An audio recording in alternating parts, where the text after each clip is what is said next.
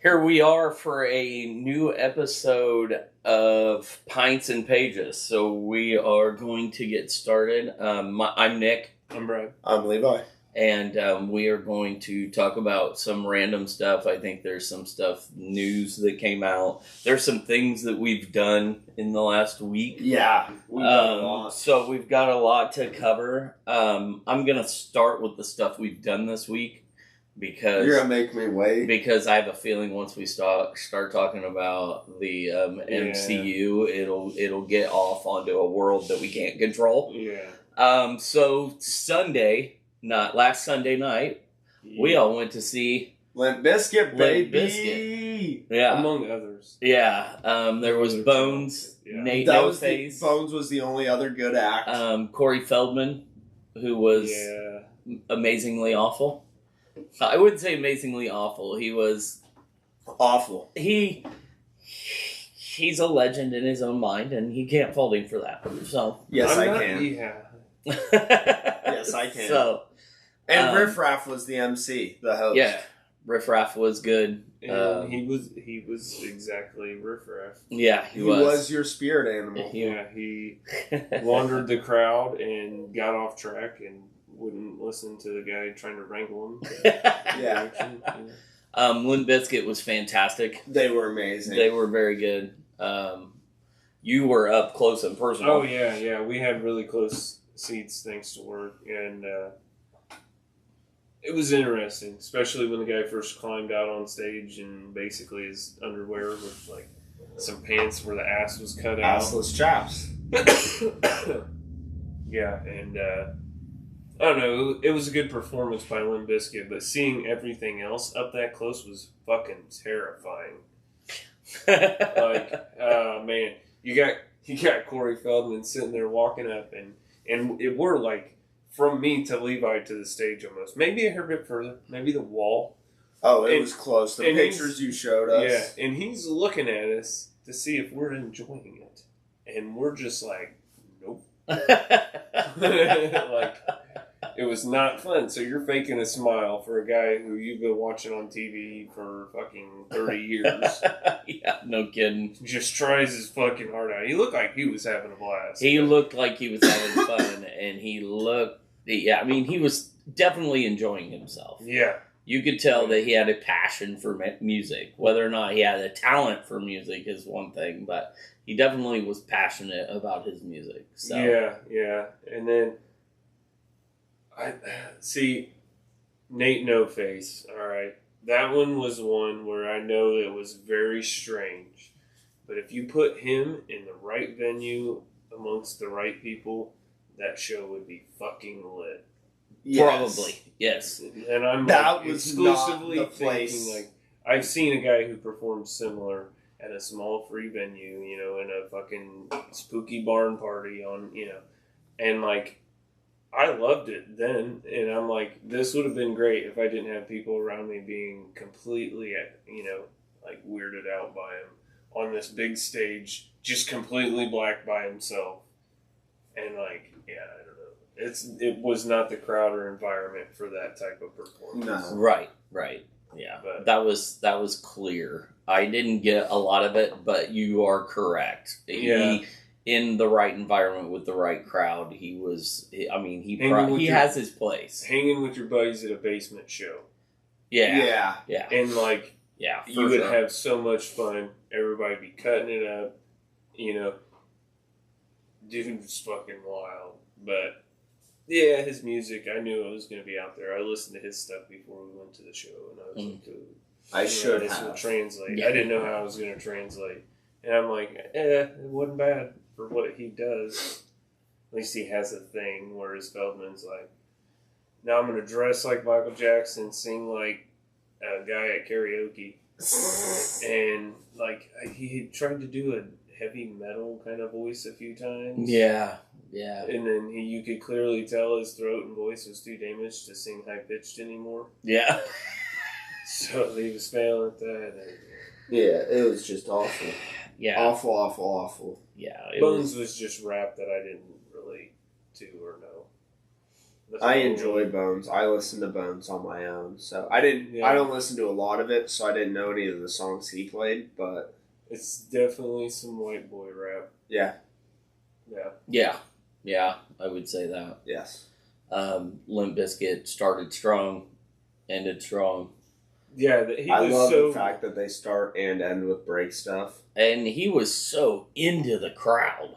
Oh yeah, He's very well spoken, like crystal clear to understand. yeah. Everything he was doing or talking about had led to something. It wasn't random ramblings like some fuckers do. Right. He is He's a good definitely a performer and entertainer. They sounded great. They were. I was not expecting for them. I enjoy Limp Bizkit. I always have enjoyed Limp Bizkit. I was not expecting for them to sound and be as energetic as they as good as they were. Right. I was not expecting them to be as good as they were. And up close, we weren't blown out by the sound. Like, it was still good up close, and we literally had speakers that moved our hair. Like, Right. I mean, fuck, man. It's amazing that Wes Borland can play like that, like just night in and night out. He does not get the credit that he deserves playing that guitar. So we were both surprised. It was a very pleasant surprise. But did you notice that Wes Borland played on left, I guess camera left fucking stage? Right. Like, it would have been their right side, but Right. it's our left side of the stage. Generally, lead guitarist is always right side in all their music videos and all their videos of other performances. He's on the right He's side. on the right side. Yeah. Motherfucker was right next to us the whole time, and like, it was just so cool to have him right there, like, in his fucking get up. And I don't know if that get up's been seen on stage or how fucking often he's wore it, but it was pretty cool. Yeah, I don't know, but it was just they were just phenomenal. They just were. And they played everything that everybody wanted to hear. I mean, they played except my song. Yeah, except for the one Brad wanted to It's hear. a newer song too. Like, you think it would. They did bring out. It was a lot of old hits. I mean, they did behind some covers. Yeah. Yeah. Oh, yeah. They did Behind Blue Eyes. They did Come As You Are, Killing in the Name Of. So yeah. So they did some of that stuff. It was a phenomenal show. Just fantastic. Then he, I don't remember what cover it was. He covered a song but insulted the person who originally sang it because they didn't like him. But he's going to sing it anyway. That was Rage Against the Machine. It was Rage Against the Machine. Yeah, because the guy didn't like me, but I'm going to sing it anyway. Yeah, Zach De La Roche or whatever. Like, I just want to wish him the best, but he don't like me. Yep.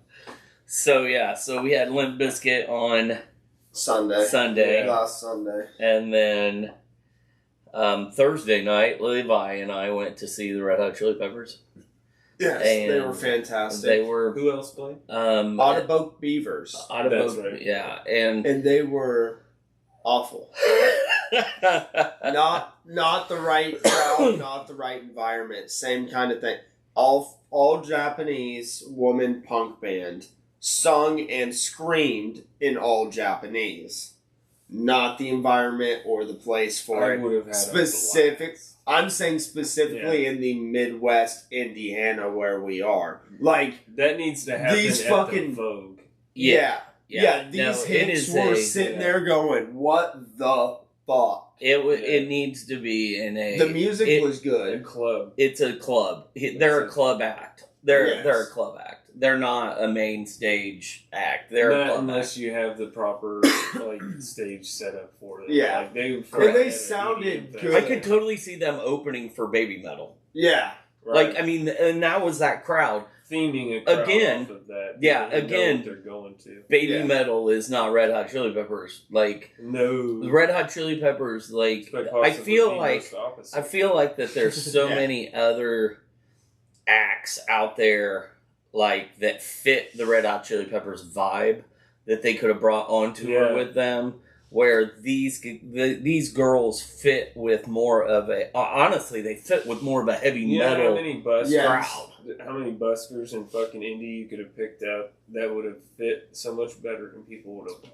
applauded them. Right. Like, right. you could have just pulled fucking buskers off the street. Man. Right. I mean, they just didn't.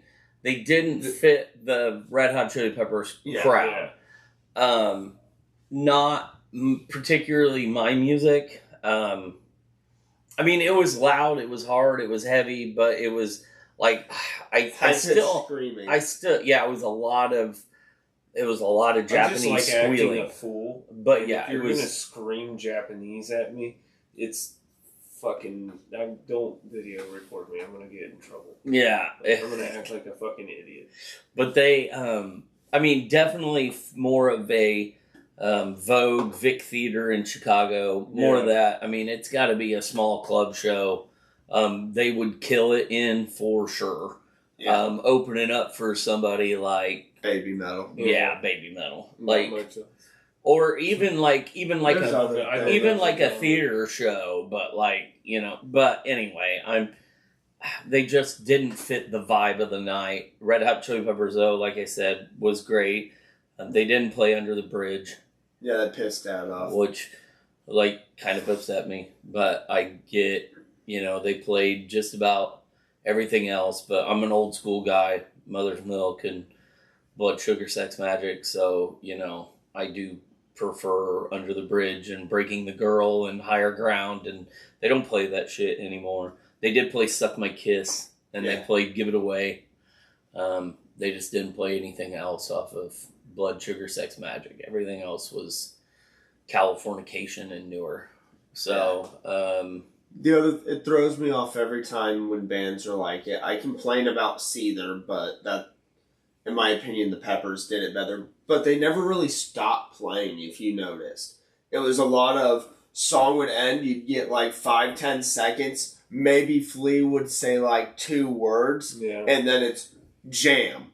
And it wouldn't go straight into a song. Half the time, one of them would kind of just start playing something, and then the others would join in playing just random shit. There were times that felt like they were jamming. They'd hit a note and be like, oh, that sounded like this song, and just start fucking playing it. It kind of threw me off. They jammed with a purpose. Yes. Which is definitely different than what sometimes you go. I went to a Dave Matthews Band show, and I know that there are people that love Dave Matthews Band. I hate Dave Matthews Band. I went to see him live once. I will never do it again. It was the worst show that I ever saw. It was terrible. They played for 2.5 hours. I think they jammed for an hour and 50 minutes of it. I think they only played 2 songs. It wasn't even songs people knew. It was deep B-side cuts. I mean, it was terrible. It was terrible. If you're into that, then you would have loved it. I'm not. I want to hear what I can. If you're at least not going to play shit I can sing along with, at least play something. At least play something. I don't want you just out there just showing me that the drummer can do a 5-minute solo. I don't care. You don't need to showcase the trumpet player. I don't need all that. Where we at when the drummer was like, nobody wants to hear that drum solo shit. It was one recently, wasn't it? I believe so. I don't remember what the fuck it was. Were you at that show? Was it something we went to last year? Or was it... No, was it something at Bonus Pints maybe? One of the drummers there? Yes! Oh, it was. It was fucking, oh my god. They just played. It was the fucking hoisting of the Brad. It was the Super Suckers. The Super Suckers were the ones that said that at the fucking show. Nobody wants to hear that fucking drum solo shit. The drummer said it. I think the drummer said it. And I was like, he's my favorite. Yeah. I mean, you just, I'm not a huge fan of that, but they jammed with a purpose. And I get it. Sometimes the little mini 3 or 4 minute jam sessions, they do it so the singer can go off and get oxygen or take a couple of, drink a bottle of water and rest his voice for a minute before he comes back out and he starts back in. Or remind himself that he's Corey Feldman. Yeah.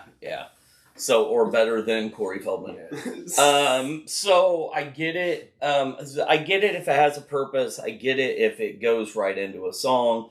It was amazing for me. At one point, I did lean over to Levi, and I'm like, okay, like, Flea and Les Claypool are the two best bass players of the last 25 years. Yeah, Flea, it may be annoying to watch. Guy. There's the I can't remember the dude. He's from an island. He's an Icelandic guy. I don't know if it was Jamaica or somewhere else. There's a lot of islands out there, bro. Yeah, I know, but there was this one bass player that guy. Like if there's a third, he's got to be the third, and I can't remember his fucking name. Super famous. He's like famous for just playing bass and not being in anyone's bands. I love Les Claypool and Flea. I could watch them play all night long.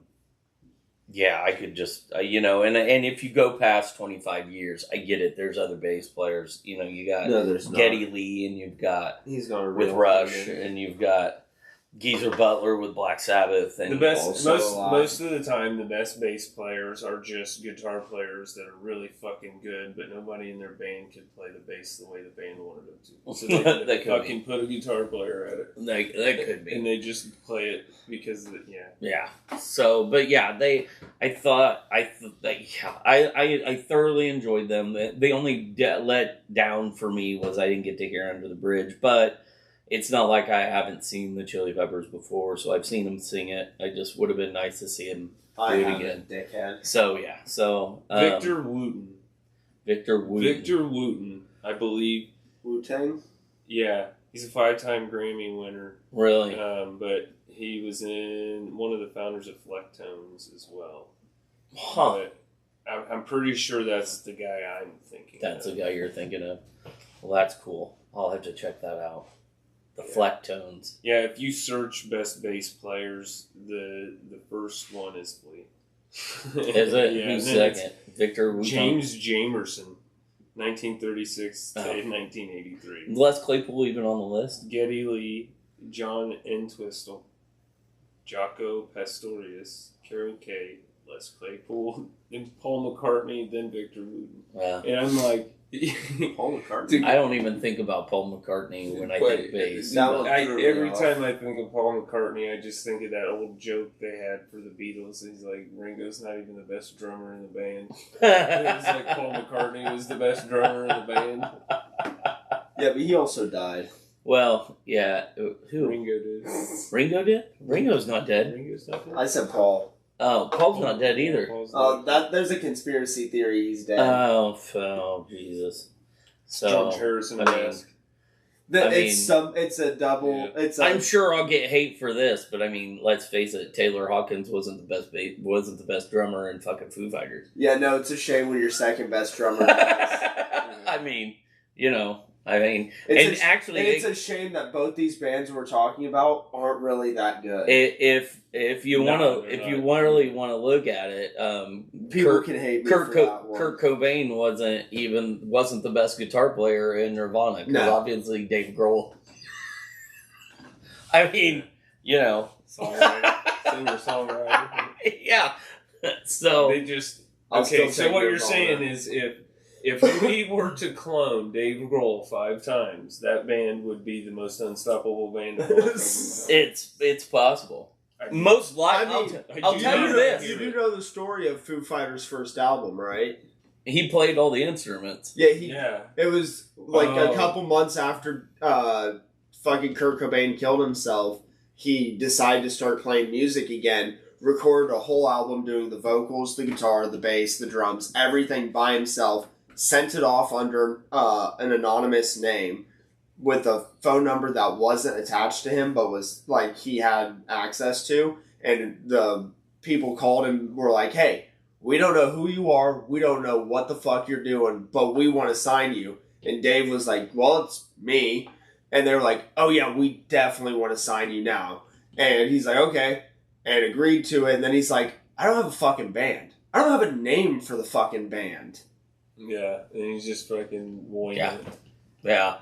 He, I don't know. Like, it would be not only an unstoppable force, but those 5 cloned the Dave Grohl Prime and his 4 clones. Dave Grohl Prime would be the most likable 5 people in any band in the entire world. And I still fucking hate them. It's hard to dislike Dave Grohl. You may hate the music. It's hard to dislike Dave Grohl. I don't know if you remember our Emo Night podcast. I will bring it all the way back to that. That would be 5 of the same man that helped kill Kurt Cobain. Whatever. So, but yeah, you would hear the announcement of that fucking band, and then the very next day on the news is Courtney Love saying, I fucking told you, and then she crazy. Just goes completely apeshit nuts. That's funny. Jesus. That's funny. So, after Thursday, we roll into... Last night, I went to Brews on the Buckeye. Yeah. Which was fun. A very cool vibe. So I had a Kokomo beer drinking. Yeah. It was, they block off Buckeye Street. Sun King. I'm drinking a Puchinga. Yeah, and it was very cool, very fun. A lot of breweries, a lot of wineries, a lot of just drinking places, along with booths had set up selling clothes and trinkets and different things like that. Might even be an idea for something for Savini Comics to do next year. Yeah. Because there's nothing that sells better to drunk 25 to 35-year-olds as action figures. Action figures, magic, and Wakanda helmets. Motherfucking drunk bastard will walk around with a stupid helmet on. So, yes, they will. Had a DJ. DJ was fantastic. Played everything from 1975 to now, and he mixed it up really well. Like, in the middle of songs, like, would play 2 songs at once. Oh, gotcha. Because they had this, because they had the same beat, and it was pretty seamless through most of it. It was enjoyable. Like I said, it's fun. It was a blast. Kyle Gibson and Coterie pretty much puts it on. It is right outside Sun King, and the whole place was hopping and going last night, and it was fantastic. So we thoroughly enjoyed ourselves. The group from Bonus Pints went down, so and a few of us stragglers from Savini Comics. So we went to a class reunion where there was basically 2 of the people from the class, because Caston's so small and no one wanted to show up. So it's just like 2 of them showed up. They brought their significant others, myself and the other. So it's 4 of us total. That amazes me. It was fun. We had a good time. Did you? First time on a Madame Carol. Was the Piano Man good? He would have probably been easier for me to comment on if I had been downstairs where they were. We sat top deck, kind of. We wanted to take in more of the lake and views and nice. stuff. Okay. Some of the shit he was saying and singing was pretty fucking hilarious. Like, you would have cut up pretty well. But, yeah, I don't know. I didn't listen to a lot of it consistently. We sat there and drank some beer and enjoyed the lake. Did you enjoy the lake, though? Yeah, the ride in the lake? It was a good temperature. It started getting a little chilly, but it wasn't too bad. No. Good deal. Yeah. Definitely recommend going there. Beer was cheap. $5 for big tall boys. Really? Yeah. Dude, nice. Real cheap. And then, you get some entertainment. They do all kinds of shit. All kinds of different bands. Yeah, they do all sorts of different fun stuff over there at the Mountain Camp. So, it's like, you start at, I think you get on the boat at 6:30. And then it shoves off at like 7:30-ish somewhere. Yeah, 7:30, something like that. 7:45. Yeah, something like that. And then it's like an hour and a half out, hour and a half back. You can totally get 2 Commander games going on a boat. Oh, Jesus Christ. I can tell you this. I walked into Sun King. Have you been over there? Yeah. I've been in that building when it was still Tin Man. But okay. I haven't been there since Sun King. Went in, went to the bathroom, came back out, and told Brett, I was like to sit here for a Sunday afternoon, and it would be a pain to take all the equipment. I'm not saying it wouldn't be, but to sit there for an afternoon and just play Commander, on camera at Sun King one time would be, I think would be fun. The chairs looked really comfortable. The tables were conducive to gameplay. Yeah. They were, and just the whole vibe of the building was very cool. So I was like, he told me, he said, well, get with the manager, because he works there, he knows her. Get with the manager, maybe you guys can work out, something, and she'll let you come in here and record. So I may do that at some time. Stack some fucking t-shirts and merch and cans and shit behind us so it's in view. Yeah, so. Sun King sponsored. Yeah, well, because right. I know there's a few content creators. Voodoo Ranger fucking sponsors Magic players. Oh, do they? Yeah. Voodoo that's Ranger cool. Sponsors Magic players. That's cool. A few of them. And I want to try their fucking pizza. I don't like a lot of IPAs, but they've got a pizza IPA that I just feel like I need to fucking drink. There was a pizza IPA last night. It was called Personal Pan Pizza. No shit. And it was not good. Well, it still doesn't matter. But it was not Voodoo Ranger. I gotta try it. But it was not great. Pints and Pages. We haven't done a pint trying. We have not. There was a blueberry. It was a blueberry muffin s'mores that they called, and all these were pop culture named. So it was called Blueberry Muffin Smolverine. And then they had a Wookiee IPA. Now, I'm not a big IPA guy, so I didn't try the Wookiee, but I tried the Blueberry Muffin. It was a sour. It was phenomenal. So I try, if something's like crazy and I don't necessarily like it, I'll still try them just because. Yeah, you're only getting an ounce of it. Yeah. So, it's not like choking it down's too bad. But I stayed away from IPAs. They don't sit well with my stomach. Sometimes I can't get the taste out of my mouth, and that'll ruin it for me. Right. So I just stay away from them altogether. I like IPAs. So, but yeah. There was a Smolverine, and then there was a fantastic sour, but you couldn't do too much of it. I probably overdid it. It was a cucumber and mint. So it was almost like a sour pickle juice. Fuck yeah. And it was phenomenal. Phenomenal, yeah. Hopefully it's still there on Wednesday. Yeah, it was phenomenal. But yeah, I had that. Well, it was at the Brews on Buckeye. Oh, Brews on Buckeye. But Matt loved it, and he was like, we need to get a hold of these guys. I think they exchanged information, because I don't think it's a company that is currently in Bonus Pints. Yeah. So, yeah. So, that's cool. I'm glad they'll... like to reach out. Yeah, Matt was definitely networking, which is the right thing to do. It's the right place to do it for sure. Yeah. Oh yeah. Especially for places that he hadn't met the people. Most of them he knew, but for places you hadn't met people or people just starting and getting started, well, it's a great thing. With the caliber some of the events have been getting to.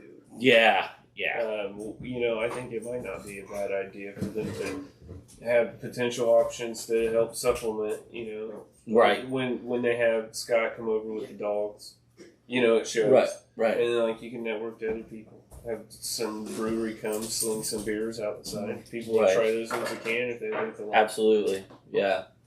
That'd be a fucking cool time. Yeah, for sure. Wrestling. You mean when's September? When's OVW? Yes. OVW is September 7th. That's right. Saturday night. I gotta remind people, because we haven't talked about that in so long. Yeah. So, fun fact, we discussed it last night for a little bit. Sadly, I won't be there. So September 7th, Levi will be at the Weezer show in Columbus, Ohio.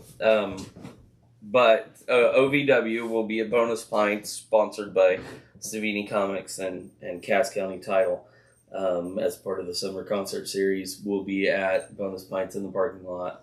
And right now, currently, an every week participant of OVW. And I haven't watched it for a little while because you got to pay. It's on a paid TV schedule.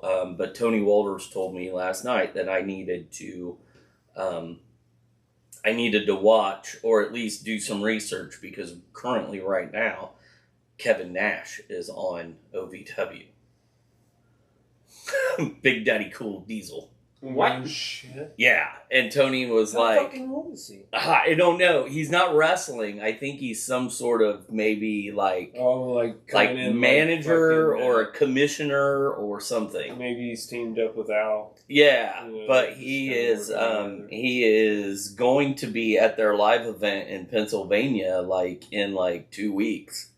And Tony said, does that mean that he's going to be at Bonus Pints? And I said, I don't know. I haven't talked to anybody. Kevin Nash from Florida.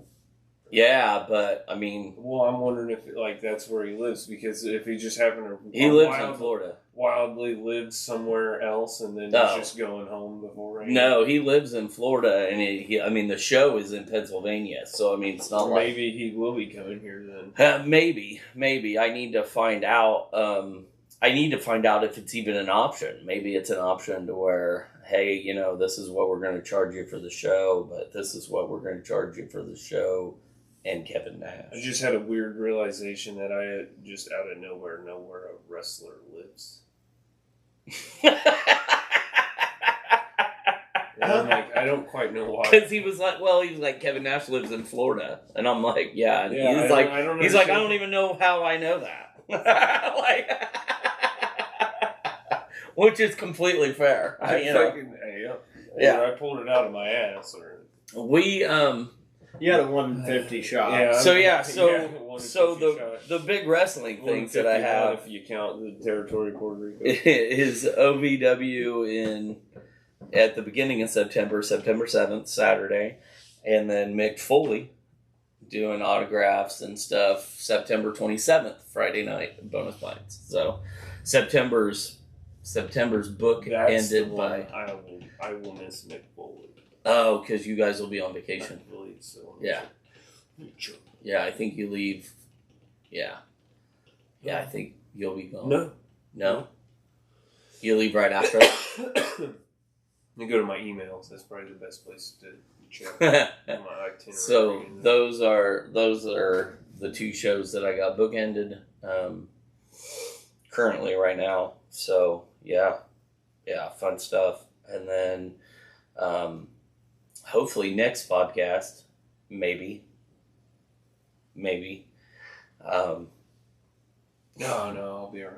You'll be here? Since Brad and I have seen Deadpool and Wolverine. Oh, fuck off. Maybe if Levi can watch it in the next 7 days, we can discuss it at the next podcast. If he doesn't, we'll kick him out. Yeah, because I really want to discuss it. So I don't know how he'll make it, but he's got Friday to go see it. Friday? No, you don't have Friday. You could go during the day. Yeah.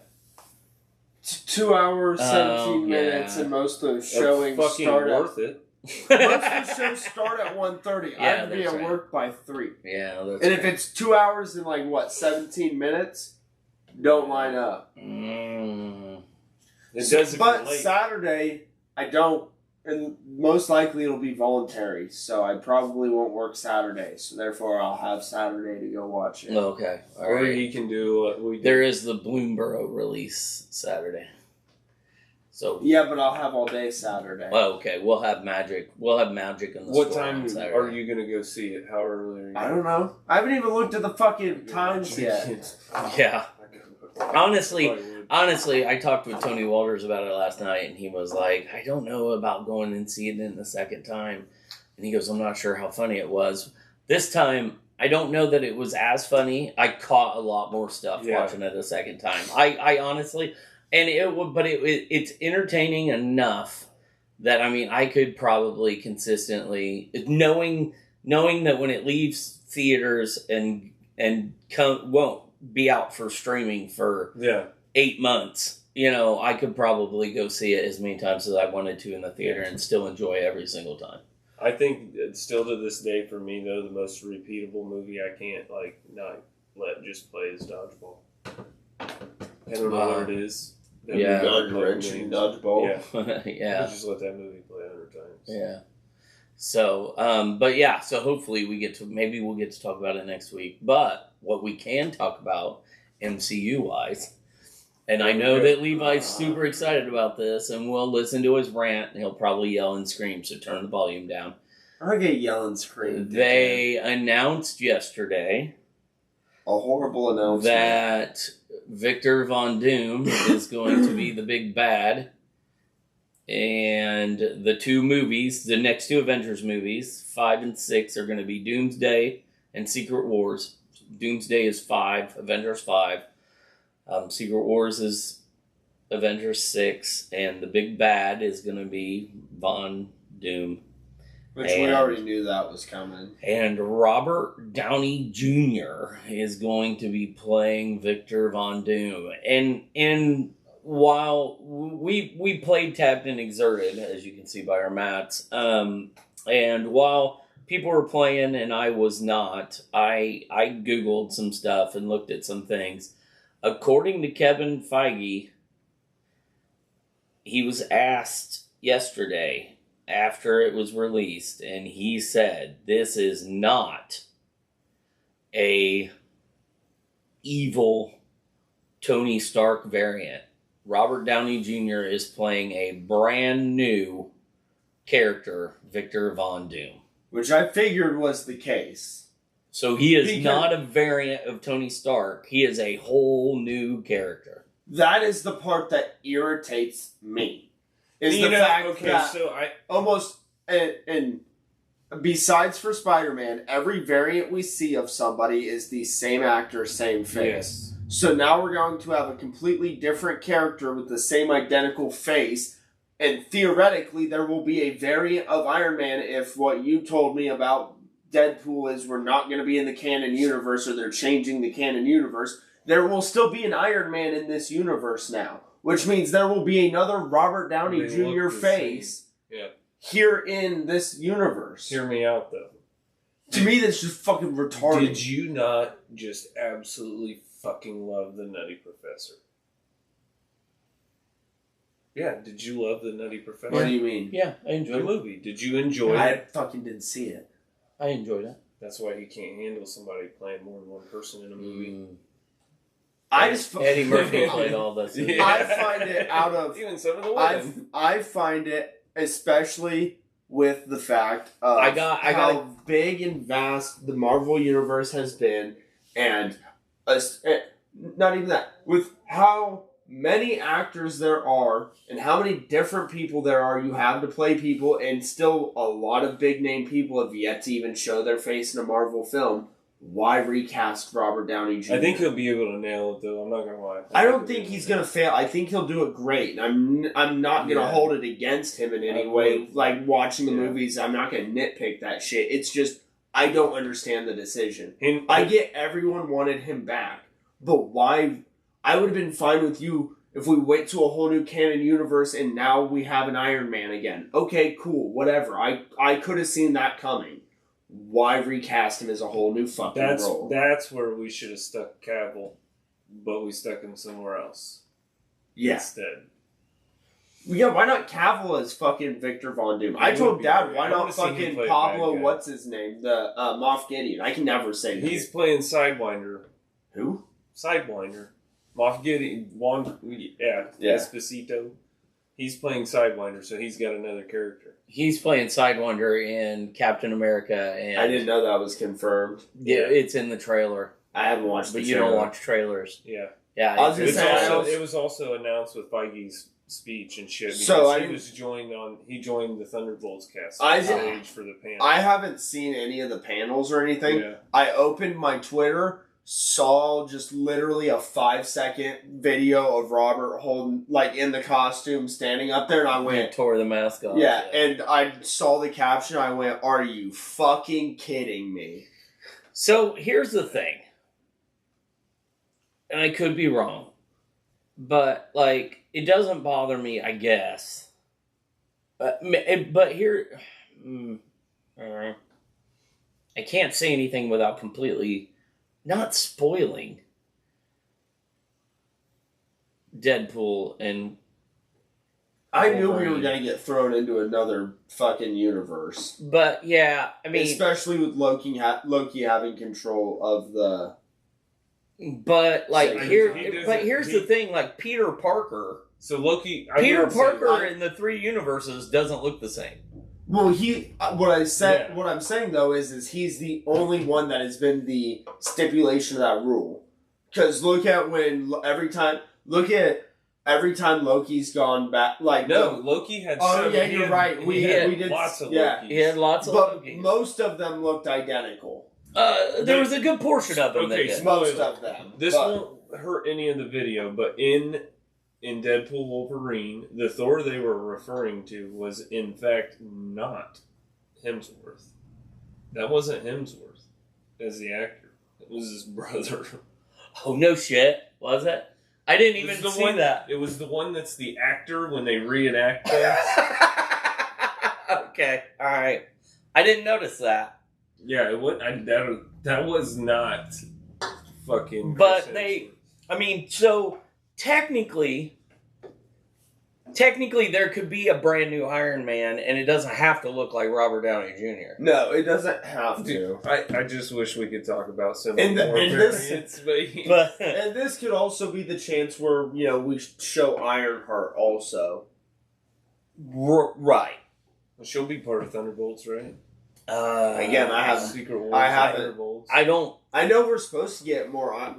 Wasn't there supposed to be an Ironheart TV show or something? There was supposed to be, and I think they were leaning more towards a almost like a girls Avengers or a girls team up or a kids team up where it was going to be like Ms. Marvel and Kate Bishop and that's what a lot of Iron people Lad. Yeah. Theorizing with Wicket and Speed. Yeah. So, Kang, now hear me out here. It's going to get rough. Kang's a black dude, right? Do you think they'll allow Robert Downey Jr. to Tropic Thunder this shit? Oh my god!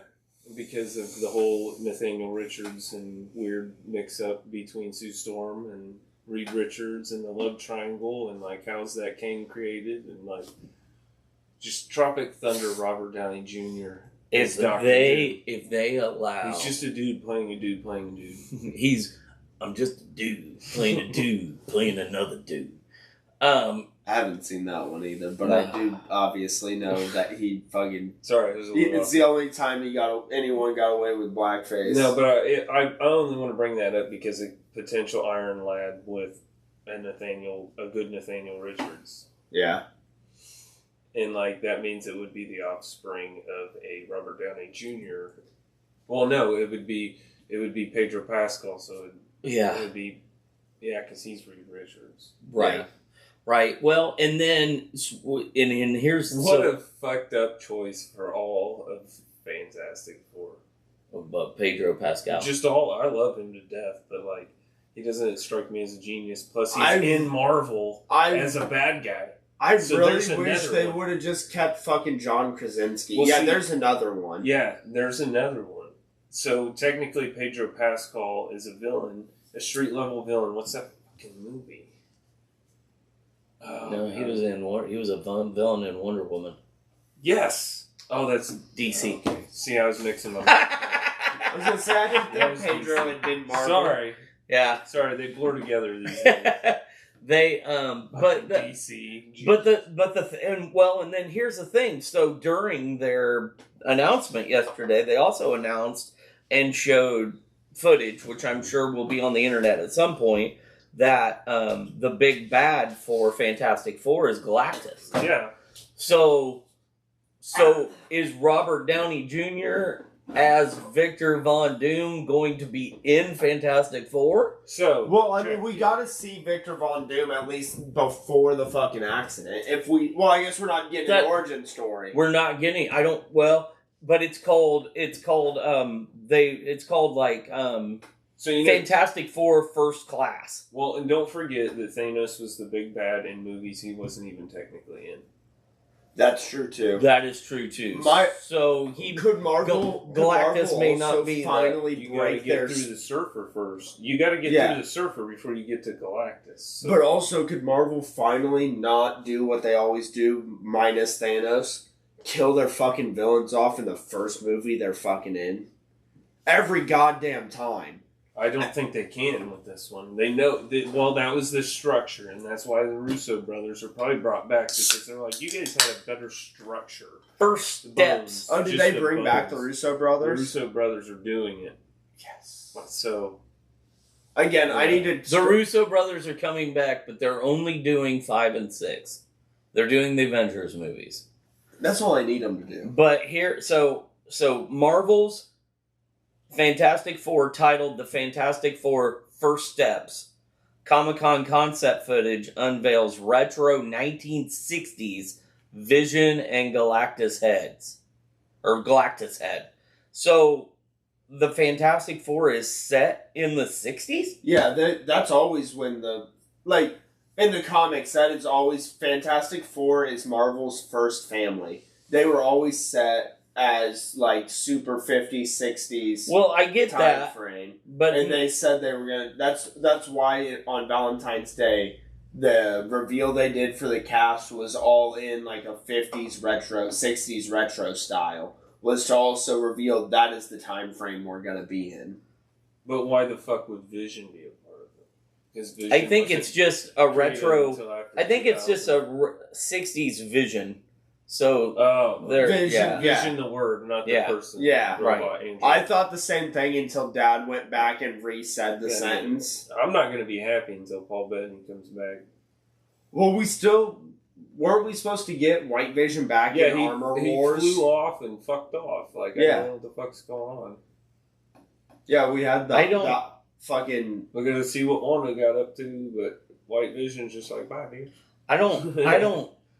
So that adds a whole nother dynamic. My point on the thing was just, I get everyone wanted Robert Downey Jr. back. I don't understand why we cast him as Victor Von Doom. Cast anybody else.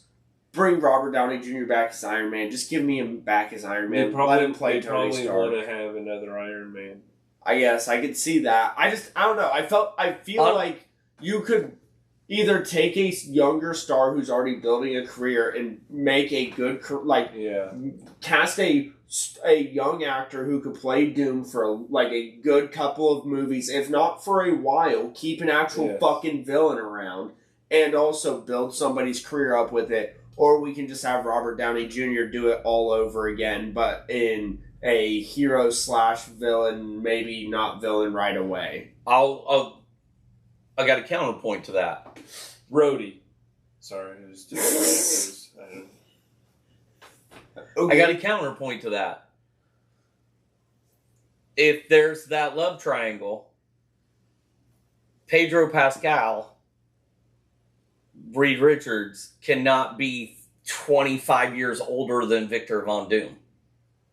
They have to be the same age. They have to be the same age. You do have a valid point with that. So there's that. 2, you brought up Iron Man. Well, as long as they're all over 18, they can all be any age they fucking want to be. And you brought up Iron Man. To me, it's a lot easier. This Marvel villain, this main badass 5 and 6 villain, will be the first one that isn't CGI'd. What do you mean? Thanos? Ultron? That doesn't matter. The actor. But Kang didn't get much. But he was supposed to be. But... Fucking Majors. Yeah. And he would have been the first one. But it's also... there has to be some... if you're going to bring out that guy with no mask, it's got to be... It doesn't have to be Robert Downey Jr., but you're bringing in a guy that can really pull it together. Now it all makes sense in my head. Majors ruined it. Majors is the reason why they...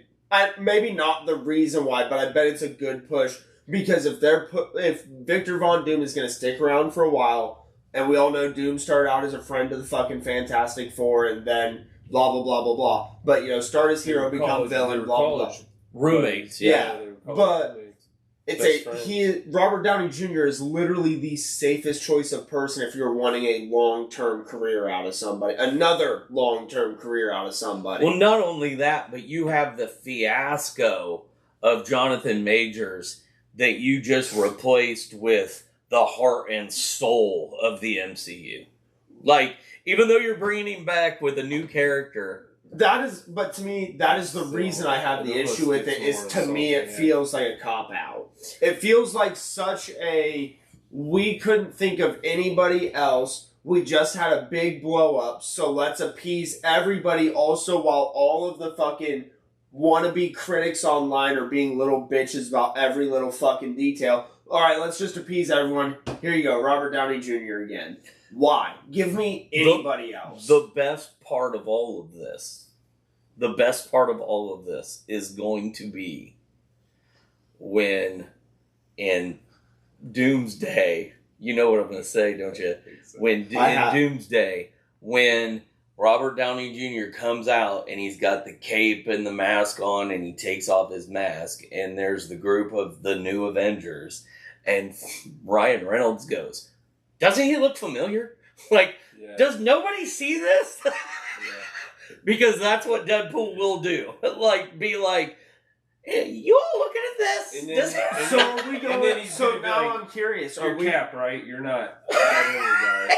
So now I'm also curious and I know I'm trying not to force any spoilers out because obviously I don't want a spoiler. But you bring up Deadpool as a new Avenger. Are we getting full West Coast? Like, because we already have Moon Knight being set up. Yeah, Deadpool. Moon Knight's. I know he's not very big right now, but he's all like he's not. We have the first season to set him up. Yeah. Okay. Fuck. All we would need is to introduce Tigress, which is also Moon Knight's love interest. You remember that truck that Moon Knight is in when they're fighting, right? Yeah. You remember that truck? Yeah. Do you remember it more than once? Yeah. Okay. Yeah. So. Yeah, I don't know. Ship too. Yeah. You caught the ship too, right? Okay. So I imagine they show up in Deadpool. Yeah, but not how you think. Yeah, and not how you without think the people at all. involved. Yeah, not. Well, not yeah, how I you figured think. without the people, but it's probably it's sitting like, in the fucking void. I'm not sitting. They use it. Okay, well, yeah. Either way, like, it's not a spoiler. We saw the void in all of the goddamn. Even I couldn't avoid. It looks this exactly strange... the same as. Oh, I figured. Like they didn't fuck around. They had a couple different. Honestly, the spot in Moon Knight where he's on that ship and he's going through that section, like, you know what I'm talking about, where he's fighting, like, that is very Void. It is established as not the Void, but I do understand. It's very Void-like, though, especially, and Loki did the Void. Deadpool and Wolverine does the Void justice, just as well as Loki did. You almost feel like you got popped into the episode. When Correct. When Loki first gets there, it's like almost the same. Void. So we do have Tom Hiddleston popping. No. Different Loki. No Lokis. No Loki. Sorry. Okay, well, you said when Loki popped in, that's why. Well, no, I'm saying when he popped in his series to the Void for the first time and meeting other variants, it was very reminiscent of that. I see what you're saying. But take a Loki out of the equation. Yeah, there was at one point where, and this really doesn't spoil anything but a cool one-liner. At one point, somebody is speaking to Wade and Logan, and they said there's only two options. You either go with her or you get eaten by Goliath. And Deadpool goes, "You mean Goliath from Loki season 1, episode 5?" So it's like he's like telling you where to go to see, which I've seen on the internet has made people speculate that Deadpool is running like concurrent with that episode. But I don't think that that's right. I do because, well, no, it's after Loki's taken control because you see B-15 sitting there running shit. Right. And they are, because the other guy goes, sorry, we're but yeah. So, yeah. I mean, B-15 shouldn't be a shocker because you know the TVA limit. So. Oh, yeah. But, yeah. I also know Paradox is there, and I have seen a little bit of the Okay, good. footage. That was the guy I was just about to mention saying something. Well, yeah, I know Paradox is there. That was that's my big curiosity, and it might even be a minor role, because, again, I didn't watch any of the trailers. I'm curious, because you introduced someone called, Paradox. What is the paradox that he's fucking either solving, creating, doing, questioning? You know what I'm saying? I know you guys. I'm not asking that question. I'm not asking it as a question. I'm just stating out loud that was my thought process. All right. Yeah. I'm curious to see what his whole involvement is. You'll either be greatly disappointed or very pleasantly surprised. Yeah. I'm not expecting. Like, I'm going into this completely blank mind. That's why I don't watch trailers or anything. Is because I don't want to be like, oh, I can't wait for this. I want my own. I want my own curiosity. So to take me in. So the next show is Agatha, and that hits in like September, October. I'm not sure. And real quick sidetrack. This is prequel to WandaVision, right? I don't know. No. I believe no, it's prequel. No, she is trying to get her powers back, I thought. I have not looked into it. Yeah. Did you guys see Kevin Feige stated that Deadpool and Wolverine is not going to be the last of rated R, and Blade will be rated R for Marvel? Well, when did he make that announcement? I don't know. I just saw, again, on Twitter, alongside with the whole fucking... So check it. I saw it along with the whole fucking Iron Man, or Robert Downey being fucking... I could fucking see that, and we know who's gonna be. Yeah. You know. Yeah, you have to see it. There's only one motherfucking Blade. Yeah. So they, I'm interested to see, what was my thought? I had a thought. Oh, the next thing is Agatha. Yeah, Agatha, that's it. And then, but the next movie isn't until February when it's Captain America and a Brave New World. Yeah, February 14th. Yeah. And then Valentine's Day. Yep. Yeah. And made a joke to Kyla saying that's what we were going to do on Valentine's Day. And she looked at me like I just murdered her cat. She was there. Are you fucking kidding me? So it'll be interesting to see the direction after what that movie takes. Marvel, and here's what, and I don't know if it's just gotten really hard for Marvel. Their movies intertwine, but they're not, like, they don't seem to be the same theme anymore. They're all standalone. Here's cop drama. Here's wild. Yeah, West. and they all seem not to, like. I've said it before, and I've been argued with before, but I do equate it to Kevin Feige not being able to have his finger on the pulse of everything at once. Now, they've slowed back down again, so Kevin Feige can now regain control if that is the direction they're wanting to go. But think about when phases 1, 2, 3, and 4, all the way to Endgame was building. Kevin Feige had his finger on the pulse of every little detail like of every little... Yeah. Maybe that's not a good... That's not a good... not the best thing, because it wasn't in a bad way. He was making sure everything stayed... There was very... I mean... It got too big. Yes. It got too big. There were plot holes when Kevin Feige was but not near as many as there are now. And we don't run into the issues, like you're saying, where there's no theme anymore. You can break down phase 1... Well, there is a theme, but they just aren't... They're not conducive together. I think what they were trying to do was more so, it was getting big, but they needed to find a way to appease, like, different demographics. They wanted to get stuff enjoyable for everybody, but what happened was the loudest voices just gave them a bunch of shit for trying to make shows that are just different. Yeah, I do agree with that. Because the pace of a show matters. I'm tired of seeing the same pace in every fucking single Marvel thing there is. I can understand that. So, like, I enjoy a lot of shit that some people don't, just simply because it's like, oh, I got a rom-com fucking superhero this time. Instead of, like, okay, now I got my comedic duo with the gratuitous violence, and then, you know, before that I had Logan, my heart-wrenching fucking make me cry movie.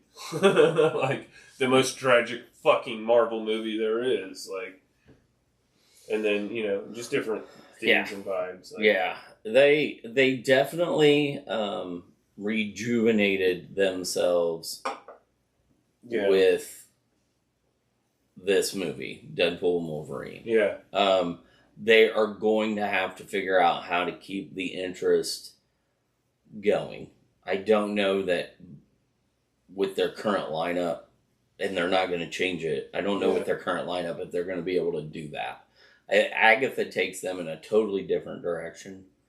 And then you've got to wait all the way until February before you take Captain America, and I don't think that's going to go in the direction that I think Captain America is only, and I hate this for Sam Wilson I hate this for him getting his first Captain America movie, but I feel like they're only doing this movie to set up Thunderbolts. Like, there's no reason to do this other than Thunderbolts. And there's going to be... And I hate that. With Captain America, it's going to be a civil unrest issue. Yeah. It's not going to be world-threatening until it's with him involved, unless it's an Avengers movie. But if it's just him, it's going to be him and Bucky with civil unrest trying to take down political fucking bullshit. Yeah, and I think something happens that blows up too big, like maybe worldwide, and that's when they bring in the Thunderbolts. Mm-hmm. They are tracking the Thunderbolts to be the next phase's Guardians of the Galaxy. Before Thunderbolts, there becomes a smear campaign that makes the Avengers look bad, so people hire the Thunderbolts instead, and they support and get those guys. And their whole thing is to make other people look bad and look like they're the best. And then some of them become villains. Some of them branch to the Avengers. Some of the Avengers turn on everybody, and Secret Wars happens. And it's kind of like... But Secret Wars will play into the fact that Victor Von Doom's going to be around, and there's going to be the breaking point between the Fantastic Four before he becomes crazy, because they do have a period where they're all superpowered before he's nuts. Right. Yeah. Right. And I think that's what we're going to get of him. At the very end of the movie will be his breaking and becoming full Doom. The end of Fantastic Four. But to bring it back to the point you were talking, and I don't know if I'm in the minority thinking this or just in the wrong thinking this, but you were talking about keeping the hype going for things. I don't think you necessarily do. And I know it's already long past, but it's what everyone references, and it's when everyone loved it, is the phase 1, 2, 3, and 4 of Marvel. Think about how slow those were to build, how slow those were to come out, how many years it took to get where we got. But think of the massive hype it built for it. Well, they just blew their whole load with Endgame.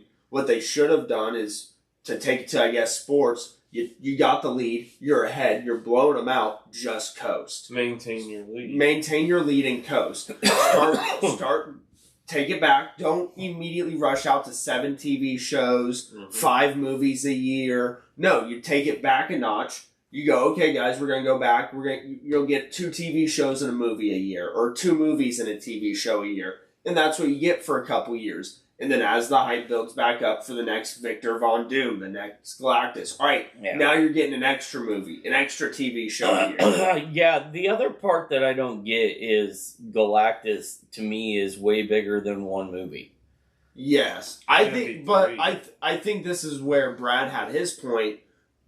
Thanos was the big bad of a lot of movies. I mean, first Guardians of the Galaxy, he was technically the big bad. Ronan was the villain that got defeated. Right. But Thanos was pulling the strings, and we saw him pulling the strings. Thanos is Silver Surfer. Yeah. So we're going to see the Silver Surfer. I bet you he doesn't even get defeated. I'm hoping and praying Marvel quits. Well, and I know in the comics, he doesn't become allies with the first Avengers movie, Loki was the threat because he was being piloted by fucking Thanos. And then he comes back around. Mm-hmm. But either way, I hope he doesn't get defeated. Yeah, that was two motherfuckers we had to go through to get to Thanos, with even more once things really got cooking. Exactly. Before they actually fought with the son of a And then think about how that worked. Of like, we had the first Captain America, Iron Man, all those. We saw Loki and we saw a little bit of Thanos. Well, then we got Guardians of the Galaxy, which was this complete offshoot, had nothing to do with the other movies. But then you saw how it tied in, where Ronan was being commanded by Thanos, and you went, hold on a second.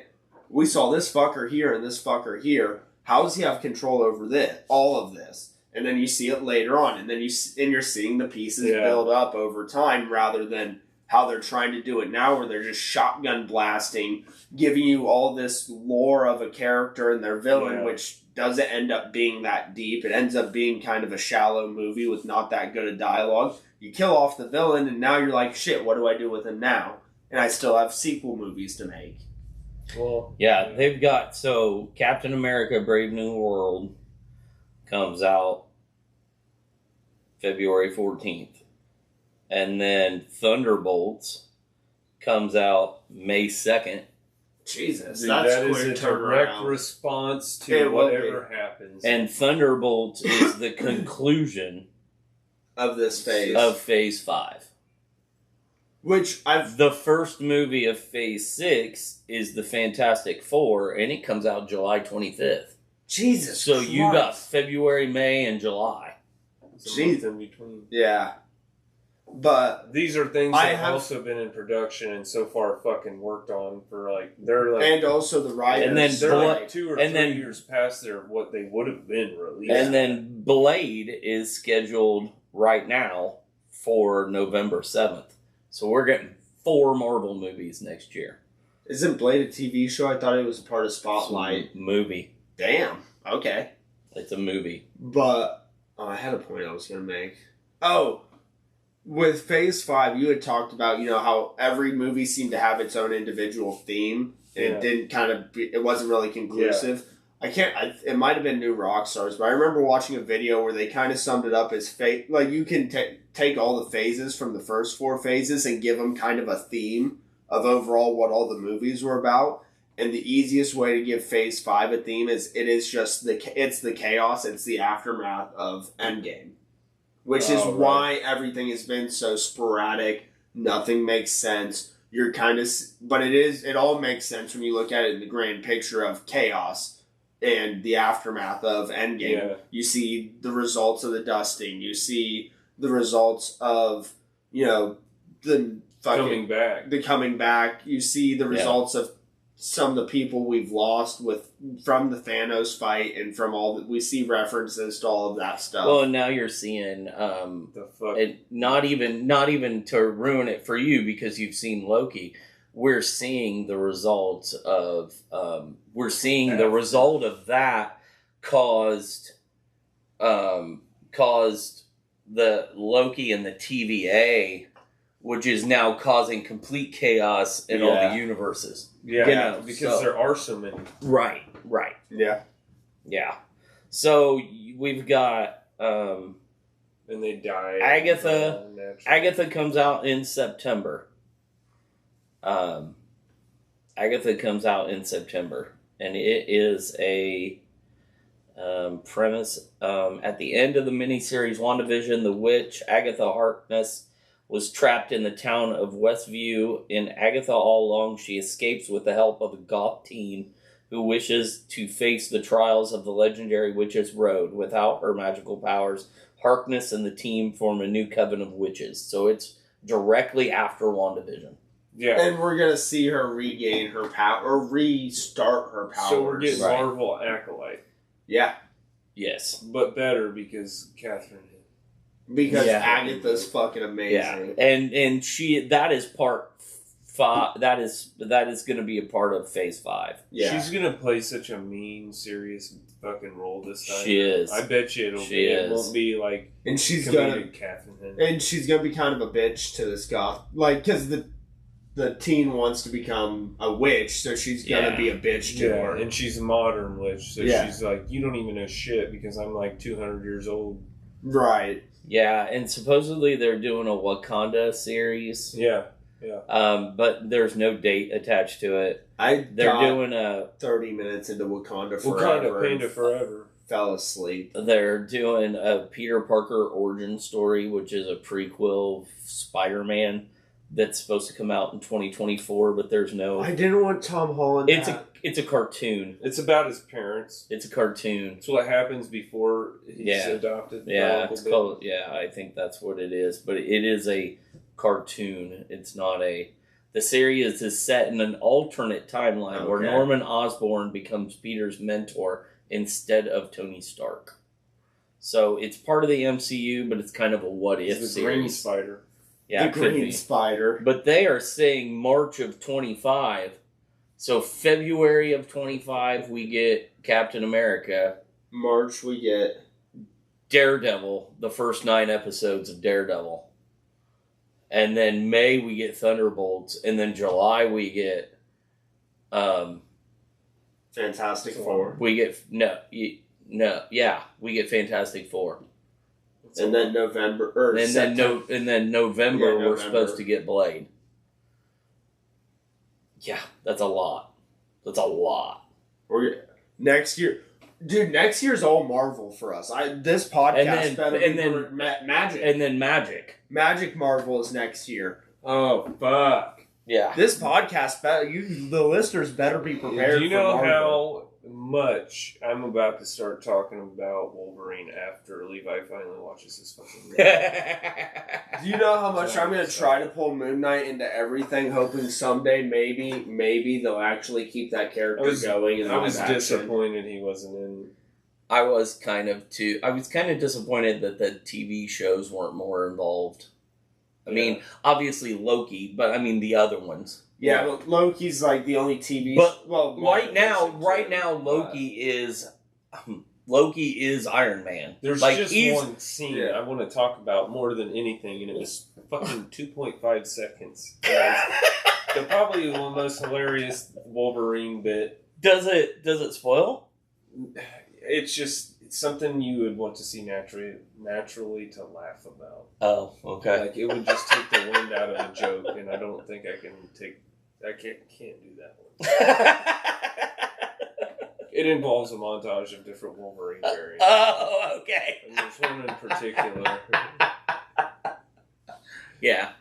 Yeah, you do get a montage of Wolverine variants. There's several. Which you had to have known we were going to get. And there's several different types of very notable, big, named Wolverines from different series. Like, they are fucking fantastic. But the one in particular is just... Oh, great. Yeah. So, where are we at? Hour and 11, hour and 12. We should have just drug his ass there. I should have just went into the room and picked him up baby style and carried him to the movie theater. Come with me if you want to live. Throw him over my shoulder. Come on. Yeah. You can wake up in the movie theater. Get the fuck going. Yeah. Okay, yeah. So this has been our week in review in MCU. Yeah. Yeah. So this has been Pints and Pages, and hopefully you've enjoyed the conversation of our fantastic week. We had a great week. It was my birthday week, so it was a very good week. Yeah. It was Kyla's birthday week.